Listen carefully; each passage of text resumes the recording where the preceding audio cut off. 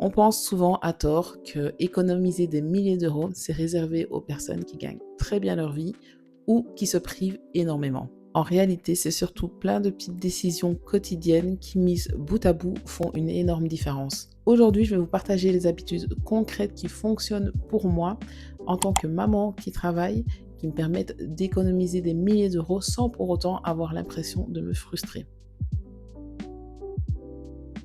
Avant de vous partager les habitudes quotidiennes qui me permettent d'économiser des milliers d'euros chaque année, je vous partage la base et la structure de ce fonctionnement.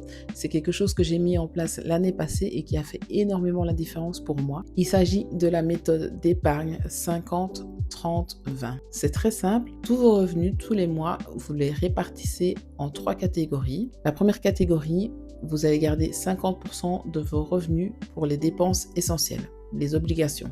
Donc la nourriture, le loyer, les factures. Ensuite, vous gardez 30% de vos revenus pour votre budget plaisir, donc les sorties, le restaurant, les habits. Et enfin, 20% de vos revenus, vous les mettez directement de côté pour tout ce qui est épargne et projet. Ce que j'aime beaucoup avec cette méthode, c'est qu'on ne met pas de côté l'argent qui nous reste en fin du mois. On prend directement une partie de ces revenus qu'on va placer de côté pour l'épargne. On ne les voit pas passer, on n'a pas l'impression de se sentir frustré. Si vous n'avez jamais utilisé cette méthode, je vous conseille vivement de l'essayer pour au moins quelques mois. Je suis certaine que vous verrez une différence. Toutes les habitudes que je vais vous partager maintenant dans le reste de la vidéo viennent vraiment soutenir en fait cette méthode.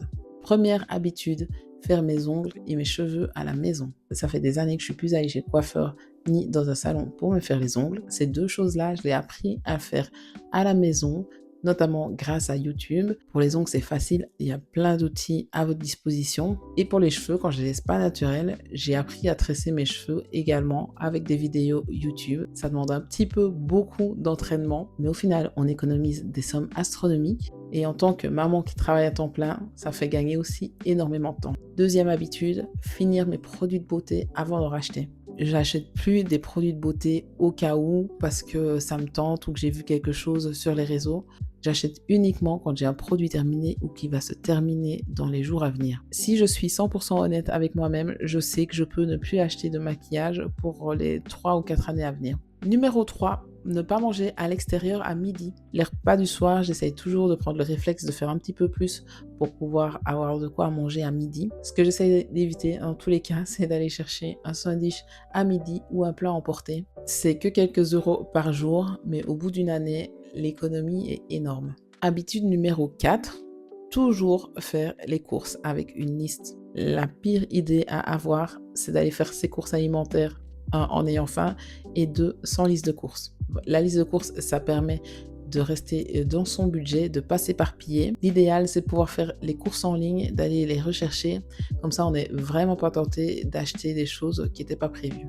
Habitude numéro 5, acheter uniquement ce que je sais que je vais utiliser. J'en parlais un petit peu plus tôt dans la vidéo. C'est pas l'habitude la plus simple parce que ça demande un petit peu d'honnêteté envers soi-même, mais il faut vraiment arrêter d'acheter au cas où.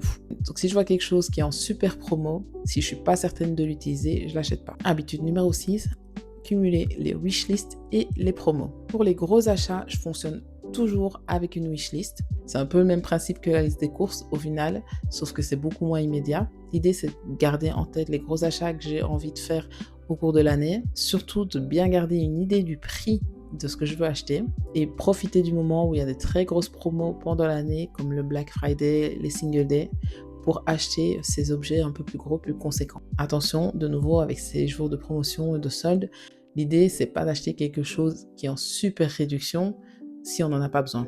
Petite astuce justement pendant les soldes pour ne pas céder, ne pas craquer, c'est de se poser la question, est-ce que si cet article était affiché à prix plein, est-ce que je l'achèterais quand même? Si la réponse est non, c'est que vous n'en avez pas besoin, c'est sûr et certain. Astuce numéro 7, acheter hors saison. De nouveau, il faut faire attention de ne pas acheter quelque chose dont on n'a pas besoin. L'idée ici de se dire, c'est que les vêtements d'été sont en très bonne réduction en hiver et inversement. Donc, on peut avoir des réductions ultra intéressantes. Ça demande juste un petit peu d'anticipation. Astuce numéro 8, acheter les articles pour bébé en promotion et faire des provisions cohérentes. Je précise, parce que peut-être que tout le monde n'y pense pas, tout ce qui est linge, lingettes humides, il y a toujours des promotions, surtout sur les grandes marques. Donc pour les articles bébés, j'achète toujours en promotion, mais de façon raisonnable. On ne fait pas de surstock inutile de choses qu'on ne va pas utiliser.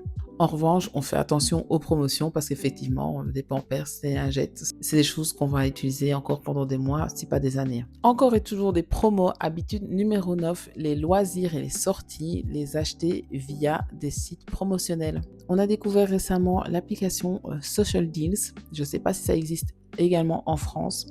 En tout cas, en Belgique, c'est vraiment super intéressant. Pour tout ce qui est sortie, excursion avec les enfants, ça permet d'acheter les entrées pour les parcs d'attractions vraiment à coût ultra réduit.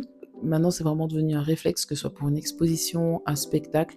On regarde toujours via cette application pour voir s'il n'y a pas moyen d'avoir une petite réduction. Habitude numéro 10, revoir ses abonnements, ses assurances. Que ce soit les abonnements de téléphone, internet, de streaming, les assurances, tout ça, on a tendance à oublier parce que ce sont des ordres permanents sur nos comptes, mais ça peut être super intéressant de prendre le temps de se poser, de passer tout en revue.